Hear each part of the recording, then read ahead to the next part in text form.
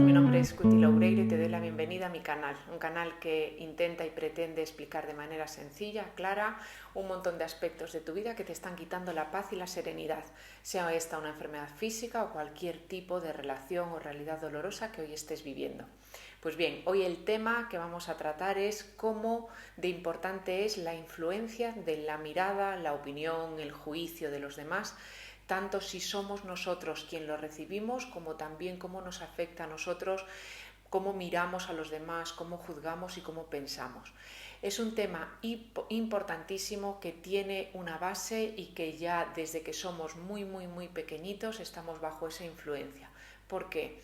Porque cuando nosotros somos bebés, a través de la mirada de nuestros padres, determinamos quiénes vamos a ser.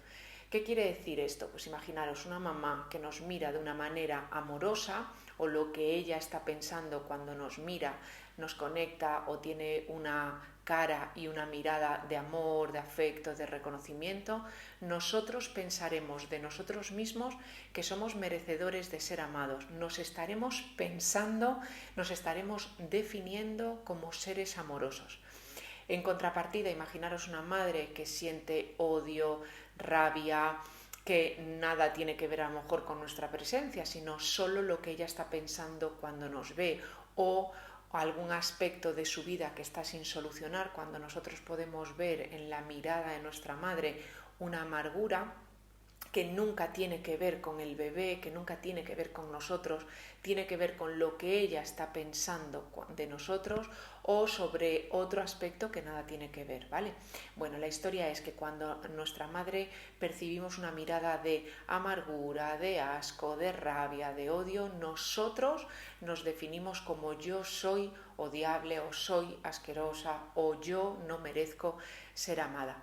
Y si nuestra madre no nos mira, directamente nosotros llegamos a la edad adulta sin tener claro en absoluto quiénes somos. No sabemos quiénes somos, porque todos nos definimos a través de la mirada de nuestros padres.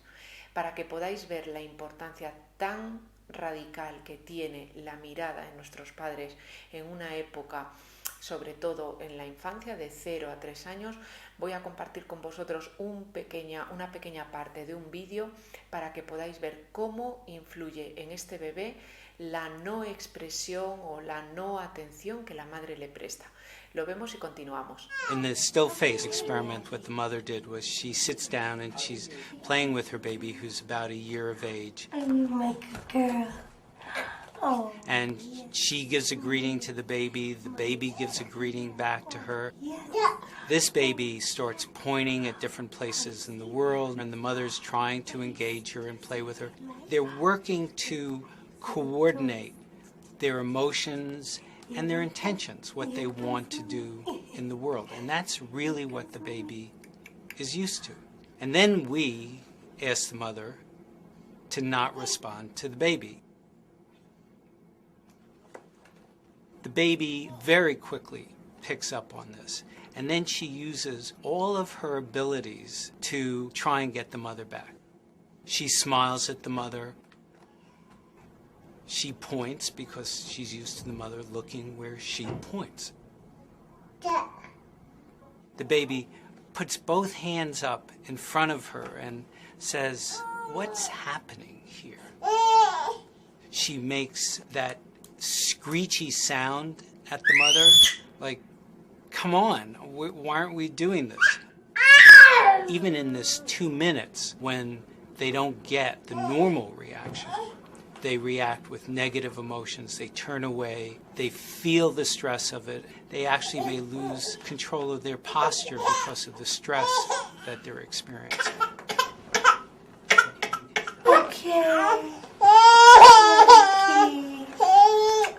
I'm here.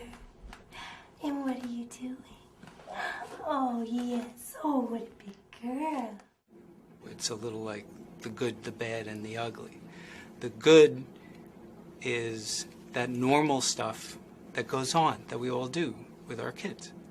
The bad is when something bad happens, but the infant can overcome it. After all, when you stop the still face, the mother and the baby start to play again. The ugly is when you don't give the child any chance to get back to the good.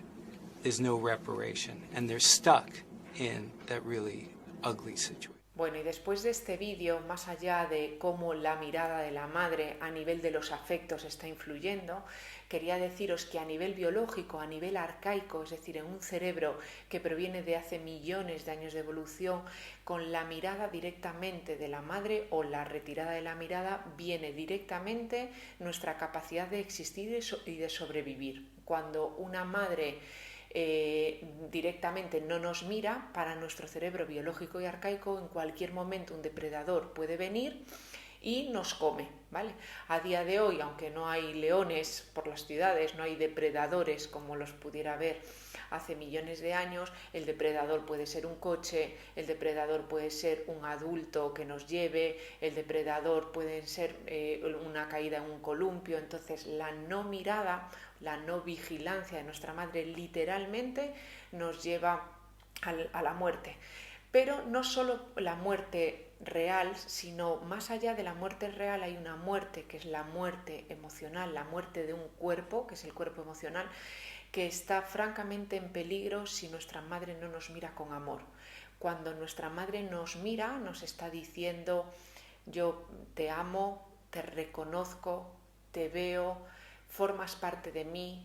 A través de mi mirada yo no solo no te alimento el cuerpo físico, sino que también alimento el cuerpo emocional, te doy amor, te digo que me perteneces, que yo soy tu madre y que conmigo viene tu padre. Además te doy pertenencia a algo más allá de mi persona, que es a la tribu, te entrego una familia. Todos sabemos, estamos cansados de escuchar cómo niños prematuros se van a recuperar, pero infinitamente más rápido cuando la madre les amamanta viéndoles y no retirando su mirada. Cuando una madre, por ejemplo, está físicamente, pero a lo mejor está deprimida o está en otra cosa o está transitando una separación matrimonial o lo que sea, hay millones de estudios que determinan cómo ese bebé se recupera, coge peso y evitamos a largo plazo que sea un adulto deprimido a través de la infancia, el apego, el mayor o menor rechazo que haya podido sentir de sus madres. Os invito a que todos los que queráis ampliar esta temática, hay un montón de bibliografía, un montón de psicólogos, psiquiatras a lo largo de la historia, la teoría del apego, un montón de autores que hablan de todo esto, así que el que quiera ampliar, pues adelante, ahí podéis indagar. Lo que ahora os quería contar es cómo cuando a mí la mirada de los demás, aunque en un cierto nivel a todos nos gusta una buena palabra, una buena mirada, ser reconocidos, hoy no estamos hablando aquí. No vamos a hablar aquí cuando yo me siento un poco incómodo por una mirada. Vamos a hablar cuando ese acontecimiento sobrepasa los límites normales de tolerancia. Es decir, cuando alguien recibe una mirada de odio, todos, es normal, decimos: ostras, qué incómoda, o me hizo pasar vergüenza, o no me gustó nada esta mirada, ¿vale?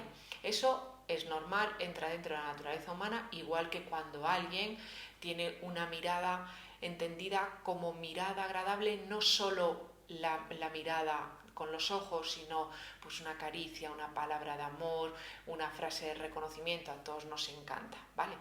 No estoy hablando de esto cuando me siento incómoda o cuando me siento agradecida por una frase de amor, ¿vale? O una mirada de amor. Estoy hablando cuando hay personas que directamente la mirada de los demás está en un grado superlativo, es decir, personas que a lo mejor evitan ir a lugares, no pueden salir de casa, enseguida el nivel cuando yo me tengo que exponer o estoy en un grupo de personas, en una clase de baile, cuando tengo que ir, por ejemplo, a la plaza de mi pueblo, cuando visito determinados sitios, esa vergüenza, ese miedo, esa vulnerabilidad que yo siento tiene un nivel top, es decir, está en un exceso. Para que podamos entender esto, voy a contaros una metáfora que se usa en terapia, que es la metáfora del péndulo. Bueno, pues vamos entonces a qué significa esto del péndulo, ¿vale? He hecho un dibujo muy sencillo para que podamos ver, bueno, pues imaginaos que aquí, nada, hay un péndulo, esto es, el péndulo está inamovible, neutro, como decía Buda, en el camino del medio, ¿vale? Es cuando yo veo una situación, me veo a mí en una situación o describo y contemplo una situación que no significa nada, es decir, completamente neutro. Hablando de en lo cotidiano, pues que no me da ni frío ni calor, ¿vale? ¿Qué ocurre? Hay determinados aspectos que nos están pasando que va a hacer que ese péndulo se mueva un poquito hacia el yin o hacia el yang, hacia la alegría o hacia la tristeza, hacia el esplendor o la vergüenza, ¿vale? Todo esto es normal. Si eres un ser humano, es normal que te vayas moviendo en emociones con una intensidad moderada. Por ejemplo, pues si yo tengo que estar hablando delante de 300 personas, pues no voy a estar igual que si estoy sola con mi marido en casa, ¿vale? Entonces, ¿estás nervioso? Bueno, pues un poquito. La historia es si ese poquito, ¿vale?, se va a ir al otro extremo, va a ser muy, muy, muy intensa esa emoción. Entonces, de estar así como un poco nerviosilla, eso me supone, pues a lo mejor un ataque de pánico, empiezan a sudarme las manos, empiezo a tartamudear o directamente paso a un bloqueo total de mi cuerpo que me impide pues dar esa charla o esa conferencia. Otro ejemplo, ¿vale? Pues imaginaros que yo estoy en una clase de baile, se crea un círculo y me dicen, pues ala, Cuti, ahora tú a hacer el pase de baile. Entonces, siempre nos va a dar la exposición o el ponerme delante de la mirada de un grupo, pues me va a dar un poquitín de cosa, llamándole cosa, pues bueno, pues igual como, bueno, pues un poco de vergüenza, por ejemplo, ¿vale?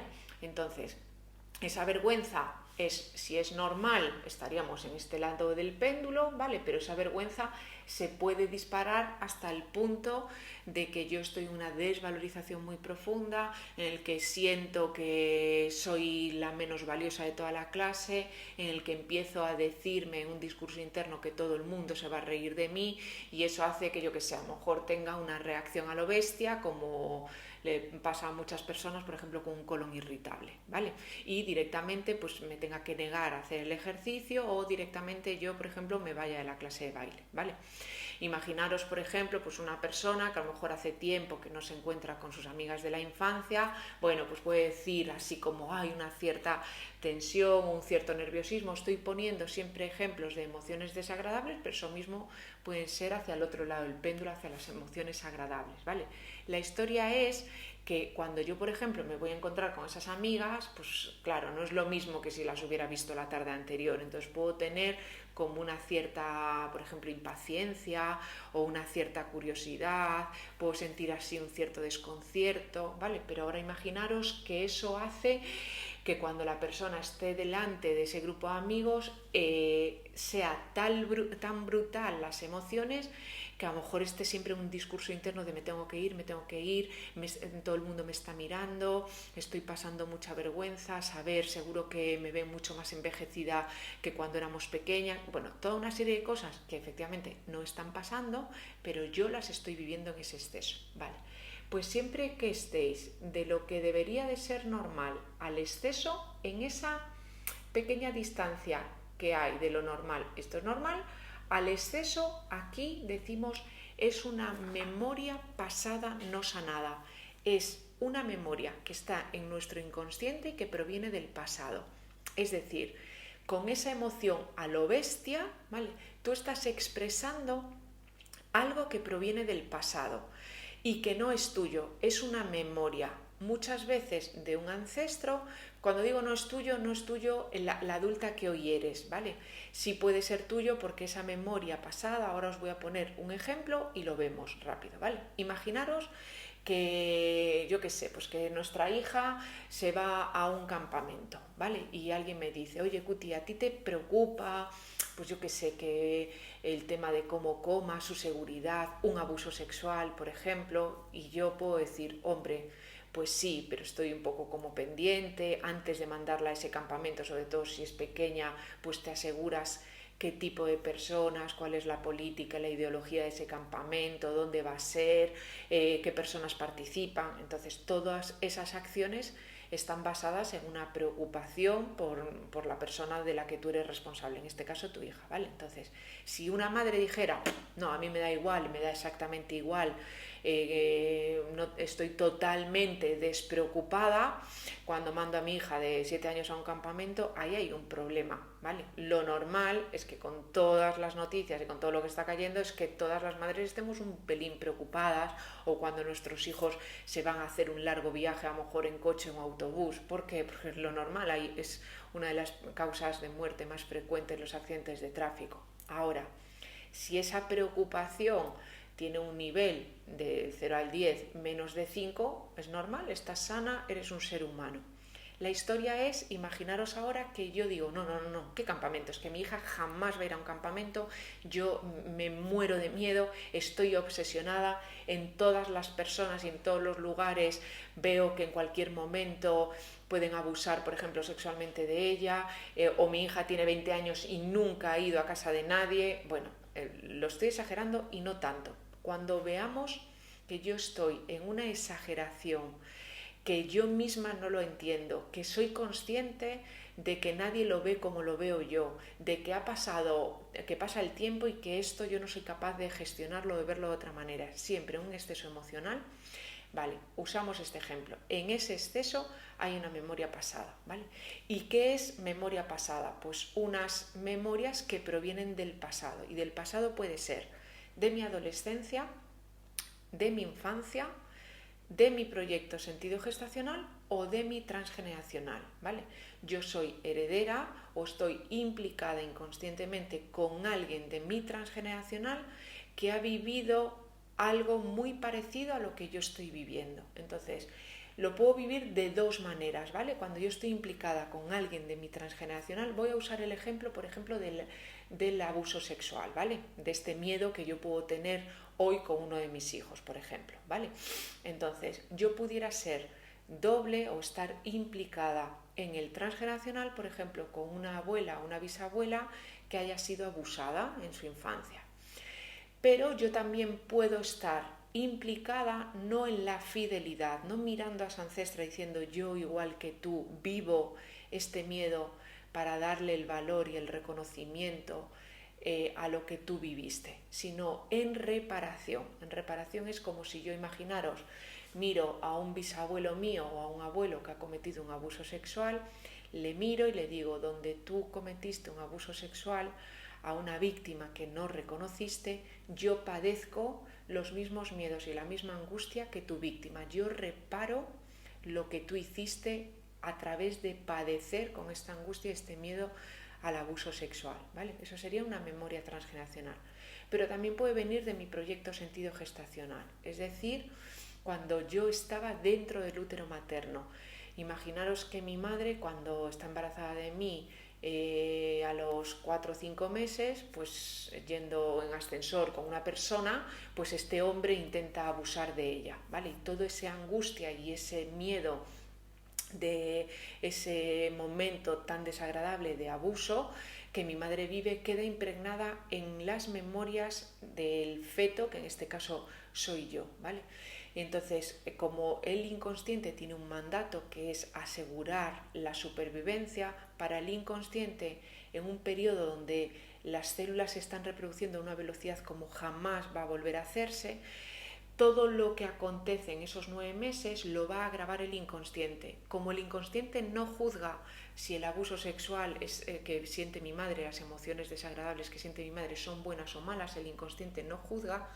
El inconsciente solo dice, si esto dio como resultado vida, mientras lo reproduzca, me aseguro la supervivencia, ¿vale? Entonces, si yo hoy estoy con vida y ese susto que mi madre se lleva en un momento donde mi supervivencia era muy vulnerable y al mismo tiempo la reproducción celular ha sido brutal, mi existencia está vinculada a ese acontecimiento, al abuso sexual, ¿vale? Por eso Joaquín Grau y otros terapeutas que se dedican de manera muy extensa al proyecto sentido gestacional dicen, dime cómo has vivido en el útero materno y te diré cómo es tu vida. Hay determinadas situaciones y determinadas emociones que las reproducimos y necesitamos verlas ahí en nuestro mundo, en nuestra realidad, porque eso fue lo que aconteció en nuestro proyecto sentido gestacional.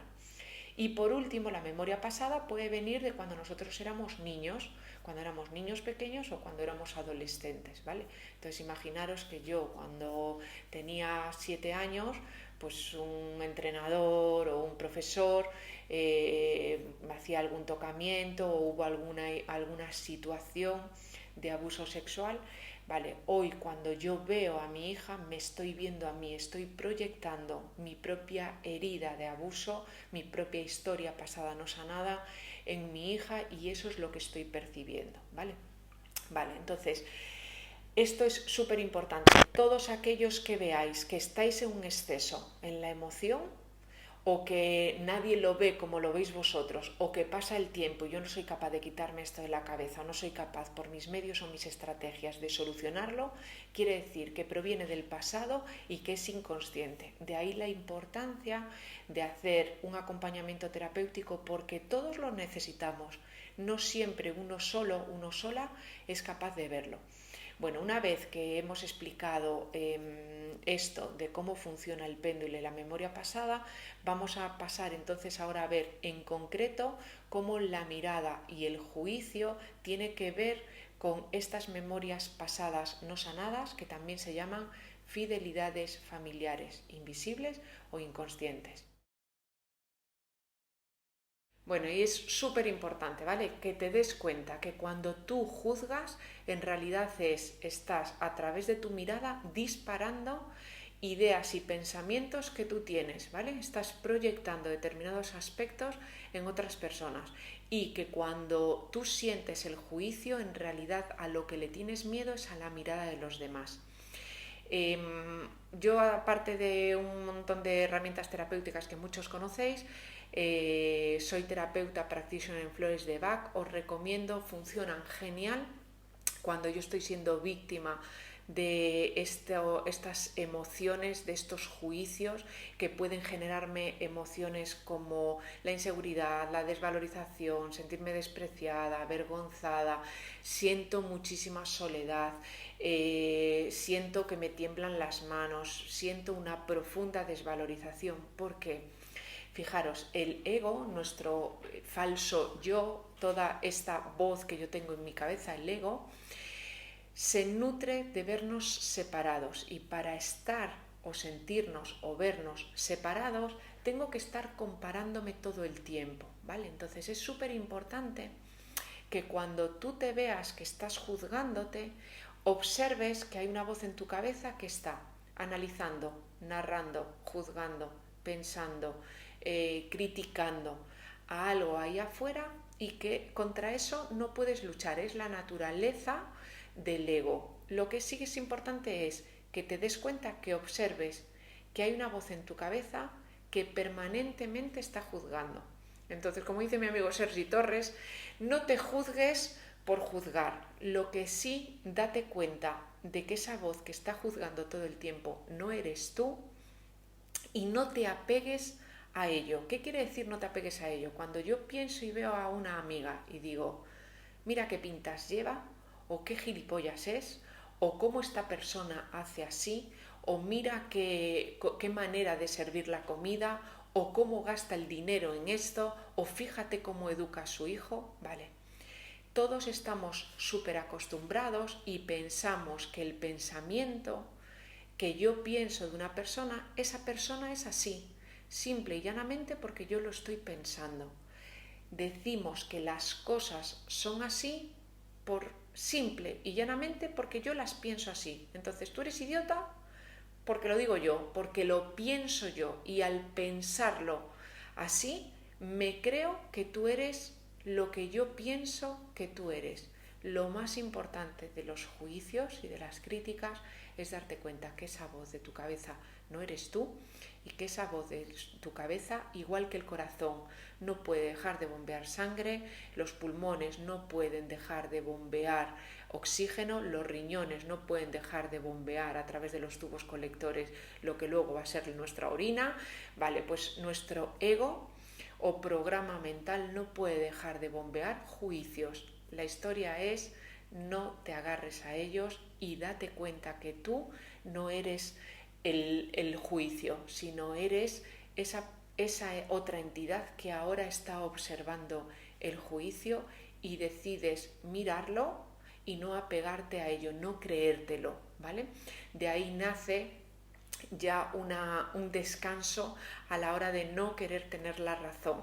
Cuando alguien viene y te dice me encanta lo que haces, pues fenomenal. Me parece una mierda lo que haces, pues también fenomenal, porque yo no soy ni tu opinión, ni soy lo que yo pienso que soy cuando me pienso. La mayoría de nosotros sufrimos por las opiniones y los juicios de los demás, porque primero yo tengo una idea de mí, y es que mi valor reside en cómo el otro opine de mí. Y eso es brutal, es devastador mantener esa idea. Yo soy el valor que el otro me dé. Mi valor reside en cómo el otro me esté pensando, sin darme cuenta que eso de cómo él me está pensando yo no lo puedo cambiar. Eso habla más de él o de ella que de mí. Lo que sí yo puedo soltar es la idea que yo tengo cuando me pienso. Y fijaros, mi idea es, mi valor reside en lo que tú piensas de mí. Por favor, empezamos a soltar la idea de que es imposible que le gustes a todo el mundo, es imposible que todo el mundo te aplauda, es imposible que el traje de la novia le guste a todos los invitados. Y en el supuesto caso de que a todo el mundo piense que el vestido de la novia es estupendo, ni siquiera todos lo pensarán en el mismo rango. Así que suelta la idea y la fantasía de que tú eres lo que los demás opinan que eres. Los demás opinan un montón de cosas basado en su cultura, en su educación, en lo que para ellos tiene valor, y eso no habla nunca jamás de ti. Al igual que todo lo que tú piensas y todo lo que tú juzgas sobre los demás es muy sencillo. Juzgamos básicamente aquello que se sale de nuestro mapa, de nuestras ideas mentales. Cuando tú puedes ver que tus ideas en cuanto al amor, al trabajo, cómo aprovechar el tiempo, dónde gastar el dinero, cómo educar a los hijos, sobre la moda y demás, cuando tú puedes ver esas ideas solo como tus ideas, un marco de referencia que tiene que ver más con tu educación, con lo que vivieron todos tus antepasados, con la sociedad en la que estás viviendo, el país, también el año y la época, ¿vale? Cuando tú ves que todos esos límites mentales, lo que vas a juzgar es lo que se sale de tu límite mental, y esto habla más de tus límites mentales que lo que la otra persona está haciendo o cómo se está manifestando. Bueno, entonces, el juicio básicamente es tener miedo a la mirada de los demás. Entonces, ¿qué acontecimientos pueden estar generándote hoy tu miedo? Lo primero que te invito a hacer es que cuando tú veas la situación que te esté provocando miedo, cierres los ojos. Es una técnica muy sencilla de PNL que consiste en decir el qué veo, qué siento y qué me escucho decir. Es el visual, sensitivo y auditivo, ¿vale? Entonces, imaginaros, volviendo al ejemplo que mencionamos antes de la clase de baile, ¿vale? Entonces, yo cierro los ojos y ¿qué veo? Pues me veo a mí temblorosa, o veo que un montón de chicas están cuchicheando o hablando de mí cuando me toca salir a mí a bailar. O veo que mi pareja de baile, y que además es mi pareja sexual, mi pareja, pues prefiere bailar con todas las chicas antes que yo. Eso es lo que yo veo. ¿Qué es lo que siento? Cierras los ojos y ves cómo te sientes. Pues me siento despreciada, me siento sola, bueno, me siento impotente, lo que sientas, ¿vale? Me siento avergonzada, lo que sea. Cierras los ojos y dices, y auditivo, ¿qué te escuchas decir? ¿Vale? ¿Qué dices? Imagínate pues, que a mí me escucho decir nunca voy a conseguir que él me quiera o que él esté orgulloso de mí como lo está con el resto de las compañeras de baile, por ejemplo, ¿vale? Vale, cuando coges este paquete de datos, el visual, el sensitivo y el auditivo, estas tres cosas, que lo estás viviendo hoy en tu vida presente, en realidad este paquete de datos lo vas a encontrar seguro o en tu adolescencia, en tu infancia, en tu proyecto sentido gestacional o en tu transgeneracional, ¿vale? Entonces, ejemplos a nivel transgeneracional. Puedo ser heredera de una grandísima vergüenza, de una grandísima desvalorización de alguien que ha vivido algo en mi árbol genealógico de una manera muy deshonesta, muy avergonzada, ¿vale? Con mucho temor a que en el pueblo, en la aldea, en la tribu, en la familia, ¿vale?, este ancestro mío haya sido expulsado, excluido, no mirado, no aceptado, y básicamente, ¿vale?, ¿qué acontecimientos sobre todo van a generar este tipo de juicios o de miradas de exclusión, ¿vale?, de la tribu? Sería el tema sexual, el tema del dinero y el tema de cualquier discapacidad, ¿vale? Estos tres campos, a modo así general, generan muchísima exclusión y muchísimo juicio, ¿vale? Tema del sexo, por ejemplo, a nivel sexual, ¿vale? Todo lo que son hijos ilegítimos, mujeres, por ejemplo, embarazadas, estando solteras, abusos sexuales, abortos voluntarios o naturales, muertes, por ejemplo, de niños con determinadas discapacidades. Daros cuenta que solo hace 100 años en España tener un hijo con discapacidad era casi ¿qué habrá hecho esta mujer o qué habrá hecho esta familia para que Dios les castigue con un hijo así? El dinero también genera muchísima vergüenza. Por ejemplo, imaginaros un dinero ganado de manera deshonesta, una ruina económica, ¿vale? Cuando antes a lo mejor había una familia pues que a lo mejor tenía mucho dinero y de repente tienen una ruina y lo pierden todo, eso en su entorno, en su pueblo, en su ciudad, en su vecindario genera mucha vergüenza. La misma vergüenza, por ejemplo, que podría sentir un ancestro que a lo mejor abandonó a su familia y emigró a Alemania o Argentina para ganarse el dinero, para ganar dinero y venir con dinero de dinero a España, ¿vale?, para pues, construir una casa, por ejemplo, o mandar dinero para alimentar a sus hijos, y ese ancestro vuelve a su pueblo sin éxito económico, ¿vale? Eso generaba una gran vergüenza. También, por ejemplo, cualquier ancestro con el que yo pueda estar implicado que haya sido internado en un psiquiátrico, por ejemplo, la locura generaba muchísima vergüenza, ¿vale? O cualquier otro tipo de adicción, por ejemplo, discapacidad, como podría ser, imaginaros, un alcoholismo, ¿vale? Generaba mucha vergüenza. Hay muchísima gente que entra en la consulta y dice qué vergüenza pasaba, lo pasaba fatal delante de mis amigos cuando mi padre bebía o cuando mi padre aparecía en el colegio borracho o cuando en las reuniones familiares él hacía alguna salida de tono porque ya estaba bajo la influencia del alcohol. Eso también genera mucha vergüenza. Y también el suicidio. Hay en muchísimas familias donde alguien se ha suicidado y directamente se dice, pues se cayó, le dio un infarto, y no es verdad, ¿vale? Porque se vive con mucha vergüenza.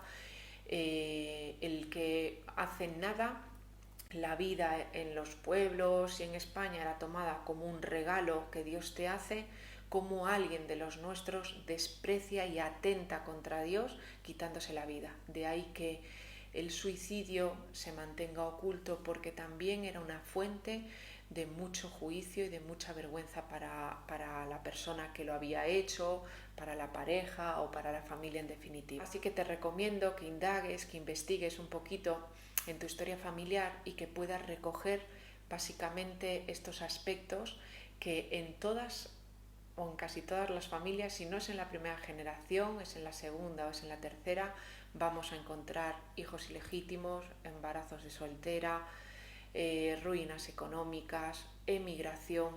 No porque la emigración sea una vergüenza, sino porque cuando nosotros emigrábamos, no sé si lo sabéis, pero hasta hace nada en el diccionario la palabra gallego, la segunda acepción que tenía la palabra, el término gallego, la primera era pues persona que vive en el noroeste de la península, en la Comunidad Autónoma de Galicia, pero la segunda afección era tonto, ¿vale? Todas las personas que emigraban haciendo una serie de trabajos o de servicios donde ellos sentían vergüenza por la mirada de los superiores o de los jefes, ¿vale? Yo hoy puedo ser heredera de la vergüenza que ese ancestro sintió al hacer y al recibir las miradas pues, de sus jefes, de los señoritos de las casas a los que iban a servir, del capataz para el que trabajaban, ¿vale? Así que os invito a que indaguéis un poco, y todos aquellos que queráis profundizar o liberar y sanar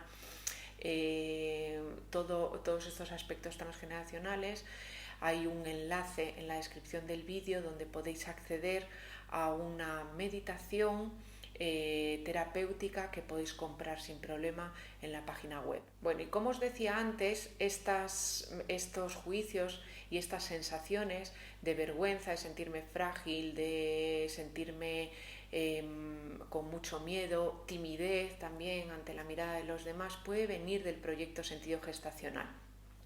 El proyecto sentido gestacional básicamente coge el periodo en el que yo estoy dentro del útero materno, pero se extiende también un poquito antes. De hecho, todos los que nos dedicamos a la psicosomática clínica y vemos las memorias del proyecto sentido gestacional, le decimos a la persona: recoge información 9 meses antes de que tu madre se quedara embarazada, cómo fue la concepción, los 9 meses de embarazo, hasta tus 3 primeros años de vida. Y ahí vamos a ver en qué ambiente y qué es lo que ocurre en la vida de mamá, en la vida de papá y en la vida del clan en general.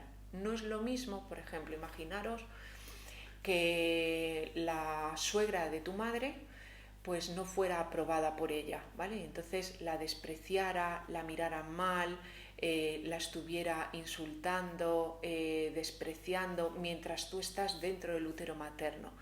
Puedes imaginarte que todas esas memorias vas a poder manifestarlas luego en tu vida contemporánea, porque, como os decía antes, eso no pudo evitar que tú estés aquí. Y como el inconsciente busca la supervivencia, podrías estar reproduciendo suegras simbólicas en tu vida que vengan a hacerte sentir y experimentar exactamente lo mismo que mamá experimentó, porque eso a ti te asegura la supervivencia y la cercanía con mamá. ¿Por qué? Porque la primera vez que estabas cerca de mamá y en contacto de mamá, nunca vas a tener un contacto más estrecho, estás en sus propias entrañas.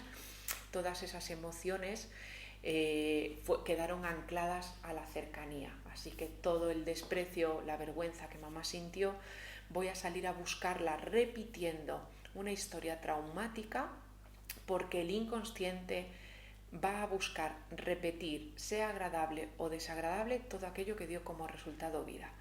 También es importante, por ejemplo, hay historias, a veces en la consulta se ha dado el caso de pacientes que han contado que su padre, por ejemplo, tardó en verle porque estaba muy desilusionado porque él quería un niño y esta chica pues había nacido como mujer, ¿vale? Entonces toda esa vergüenza, rechazo, toda esa rabia que el padre siente porque ella no es una hija, un hijo varón, lo va a incorporar.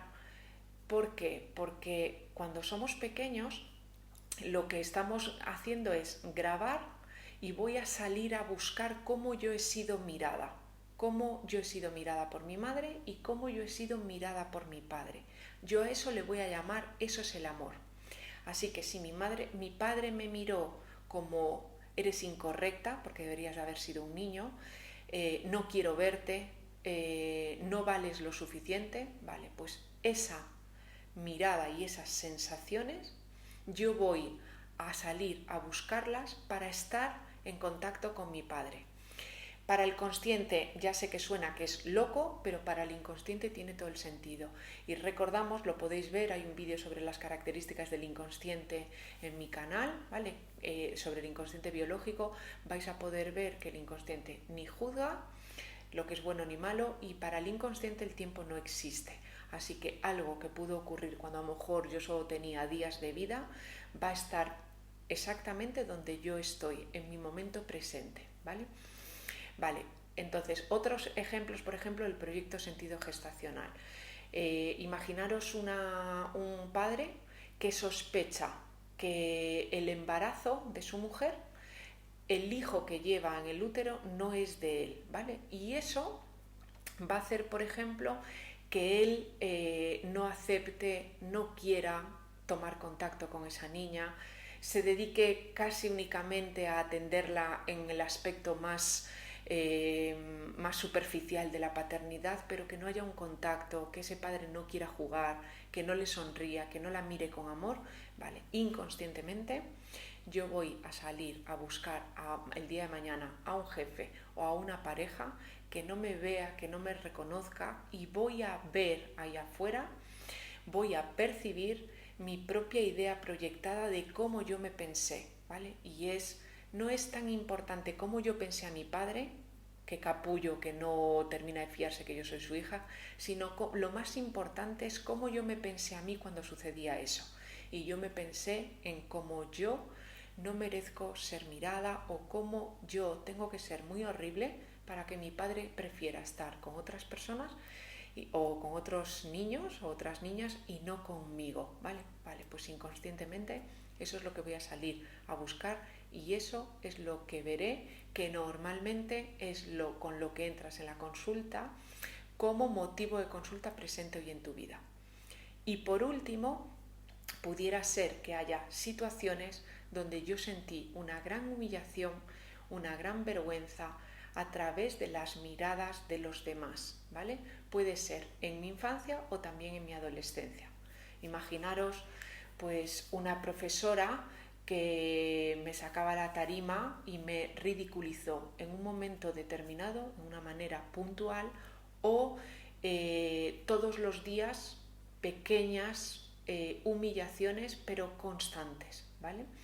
O imaginaros que yo cuando era preadolescente pues tuve un defecto físico o me rompí un diente, por ejemplo, ¿vale? Y todos los niños se reían de mí, ¿vale? Todas esas memorias que forman parte de mi infancia o de mi adolescencia hoy podrían estar repitiéndose en mi vida presente para que yo atienda todas esas ideas que yo tuve sobre mí, todas esas emociones que quedaron bloqueadas. Vais a escuchar que muchos autores dicen puede ser solo en la infancia o en la adolescencia. Para mí, y solo es para mí, es una opinión y es una creencia en base a mi formación, quizá una interpretación personal, por eso tampoco me hagáis mucho caso.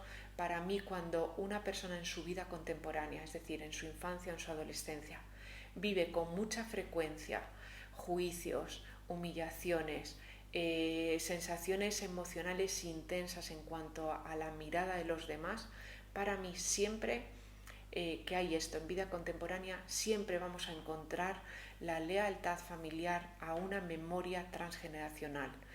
No contemplo la posibilidad de que sea solo un hecho aislado o llamarle mala suerte a lo que me ocurrió en mi vida contemporánea. Siempre creo que hay un programa que me está estructurando y que proviene del proyecto del transgeneracional, y algo que me está programando que normalmente está en una tierna infancia. Estamos hablando antes de los 7 años.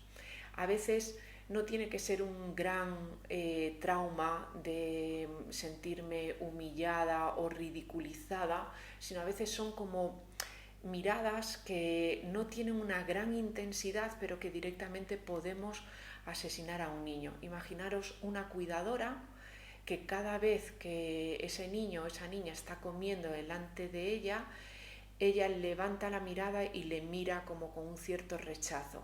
El niño, que es pequeño, se queda sin ningún recurso para soportar esa mirada, y aunque su cuerpo físico va a seguir creciendo y su cuerpo físico se está alimentando delante de ese plato de comida, el cuerpo emocional, energético y mental de ese niño se queda completamente bloqueado, el cuerpo se queda completamente paralizado y una tensión brutal que ese niño en ese momento no va a poder gestionar, pero que en su edad adulta algo va a suceder en su vida, es lo que nosotros llamamos el motivo de consulta, para que él, el adulto, la adulta que hoy somos, pueda regresar a salvar y a darle a ese niño los recursos que no tuvo. Para todos aquellos que queráis hacer una terapia con vuestro niño interior y que ya os esté viniendo a vuestra cabeza alguna situación o algún recuerdo, de igual manera tenéis en el enlace, en la descripción de este vídeo, cómo acceder a una meditación y a unos recursos terapéuticos para,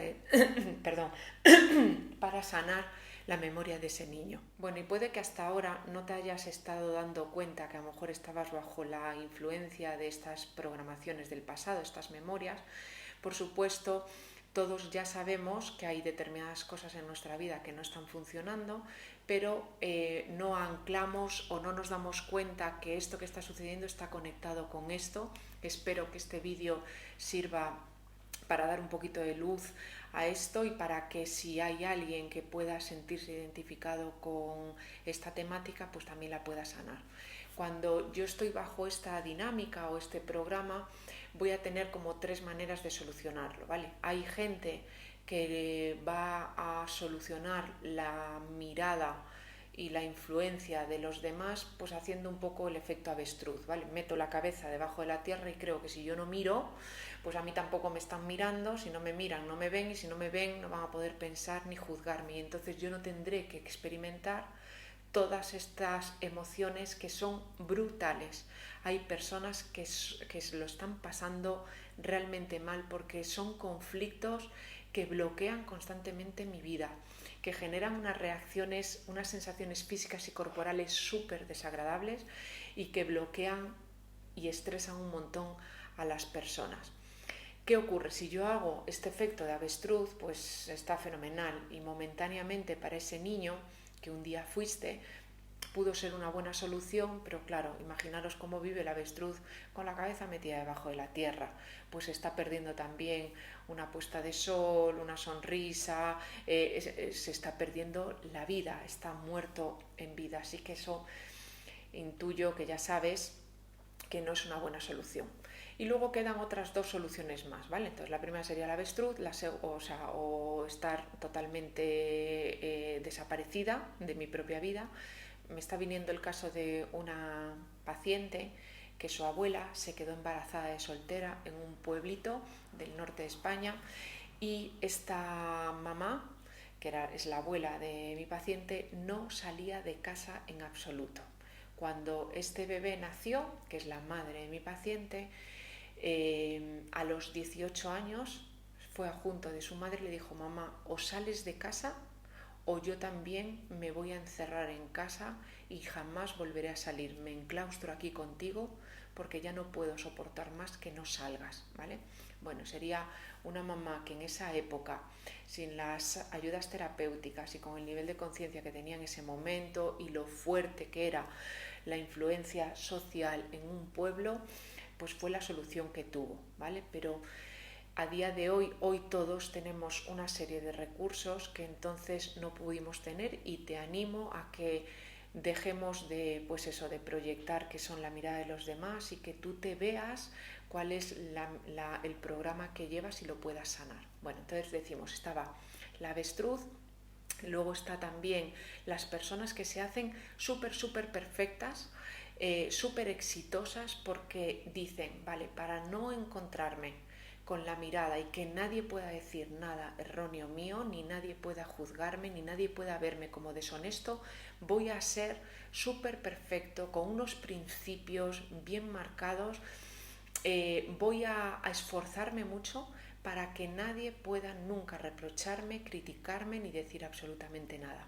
Sería, por ejemplo, un eneatipo, el eneatipo 1 y el eneatipo 3, muchas veces cuando están en desequilibrio, pudiera ser la solución a este tipo de programas, ¿vale? Del juicio y de la mirada de los demás. Y la tercera, bueno, para los que no sepáis lo que es el eneatipo, como el vídeo este no pretende hablar del eneagrama, pues lo buscáis, ¿vale? El 1 sería el perfeccionista y el 3 el exitoso. Luego, y la tercera estrategia, pues sería aquellas personas que quieren estar todo el rato complaciendo y siendo como muy condescendientes, haciendo como una seducción hacia los demás, porque así nadie podrá decir que yo soy malo, nadie tendrá un motivo para mirarme mal o para juzgarme. Ahí, por ejemplo, estarían los eneatipos, el número 2, que es el cuidador, el que siempre está pendiente de las necesidades de los demás. También el eneatipo 9, que es el que siempre, bueno, pues para que no haya jaleo, ruido, discusión y conflicto, voy a someterme, voy a hacer todo lo que la voluntad de los demás para que nadie pueda decir nada de mí, ni que yo sea nunca el causante de la incomodidad o de una crítica de los demás. Fijaros, cualquiera de estas tres soluciones, aunque repito, pudo haber sido una solución fantástica para el niño, la niña que vive dentro de vosotros, también pudo ser una solución fantástica a lo mejor para tu abuela, tu bisabuela o el bisabuelo del otro lado, pero hoy está caducado para ti. Hoy cualquiera de estas soluciones o te bloquea aún más, te genera mucha más soledad, es agotador, genera muchísimo cansancio, va a desconectarte de tus necesidades, va a hacer que estés excesivamente mirando hacia afuera y poco hacia adentro.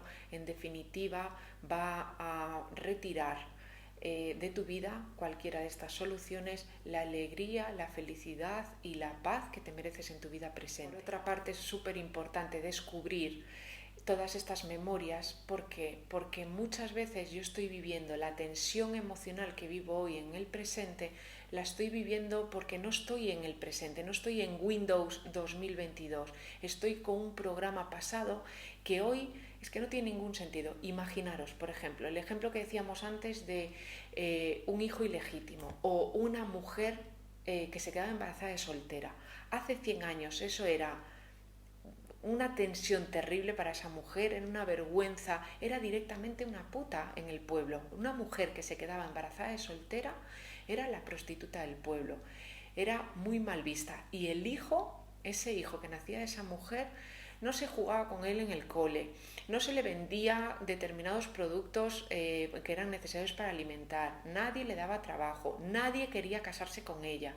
Solo hace 100 años una mujer soltera era increíble. A día de hoy, Windows 2022, cuando una madre, por ejemplo, decide ser madre soltera, no solo no es una vergüenza, sino que es un motivo de admiración, de qué valiente eres. Oye, pues mira qué bien, cómo admiro todo esto que estás haciendo y además lo estás haciendo sola, ¿vale? Entonces, daros cuenta que hay determinadas cosas que pudieron ser como terribles y que hoy están caducados, pero para que tú puedas dejar en el origen el ancestro con el que estás implicado, que puedas dejar en el origen de la estrategia que como niña pudiste hacer, pero que hoy tienes 7.800 recursos y que hoy todos los miedos por los que pasaste cuando eras niño, hoy puedes asumirlos, afrontarlos y hacer acciones conscientes desde el adulto que hoy eres. Pero para poder sanar eso, tengo que atreverme a vivir lo que hoy está ocurriendo en mi vida. Vivir va a ser atreverme a mirar qué es lo que siento con esto que está aconteciendo, dejar de proyectar la culpa que es el otro el que me mira mal o es el otro el que no me considera no, voy a asumir que lo que yo estoy sintiendo proviene de mí, y si proviene de mí es que hay una idea de mí, idea que necesito ver con ayuda terapéutica, porque esa idea siempre es inconsciente, no me canso de decirlo. Todos necesitamos ayuda porque es información que es inconsciente, y para ser vista y por lo tanto para ser incluida necesitamos acceder con técnicas del inconsciente, con hipnosis, regresión, constelaciones familiares, técnicas no solo inconscientes en un plano mental, sino también técnicas que tienen que ver con la liberación del trauma, ejercicios psicocorporales de liberación de la emoción. Es importantísimo, ¿vale? Si no lo hacéis por un tema de ignorancia está bien, pero que ahora que lo sepáis, animaros a todos a que de verdad que hay determinadas intensidades emocionales que hoy estamos viviendo y las estoy viviendo por un tema de ignorancia de que hay otra manera. No hace falta que hagáis tantas estrategias afuera, es importante que veamos el programa y la memoria que está sin sanar, es un recuerdo no sanado. Para sanar algo no es necesario tanto comprender, se trata de incluir. La sanación siempre va a producirse cuando yo pueda ver, incluir, amar, dejar un espacio para eso que en el pasado fue difícil. La sanación nunca se produce desde el rechazo, desde el no querer, desde el avestruz, desde el no querer mirar, solo cuando yo me abro a vivir lo que está ocurriendo en mi vida, puedo ver qué idea yo agarraba sin saber que la estaba agarrando, y solo entonces, cuando yo puedo ver una idea, solo entonces la voy a poder soltar y después hacer unas acciones conscientes, que ya forma parte de la terapéutica. Bueno, hasta aquí el tema de hoy. Un beso enorme. Un abrazo enorme para todas aquellas personas que podáis estar viviendo en vuestra vida presente una situación así, porque es súper intenso y súper bloqueante. Solo lo entiende quien lo está pasando. Por eso os mando un especial abrazo a todos vosotros, pero también sé que si lo estáis viviendo a día de hoy es porque ahora, justo ahora que lo estáis viviendo, es cuando la vida os está invitando a que lo veáis. Si no lo podéis ver ahora o de momento rechazáis verlo, no pasa nada. La vida os ama tanto que en el siguiente ciclo, un poquito más adelante, os lo pondrá otra vez delante, solo para que nos lo veamos y nos podamos perdonar la idea con la que nos pensamos, que no es la verdad en nosotros. Bueno, y en ese sentido, todo lo que sucede obra para tu bien. Bueno, nada más. Espero que paséis una muy feliz semana y nos vemos en el próximo vídeo. Si crees que esta información ha sido de utilidad para ti o crees que puede ser de utilidad para alguien, comparte, porque compartir, ya lo sabemos todos, es amar. Un besito, nos vemos. Hasta luego.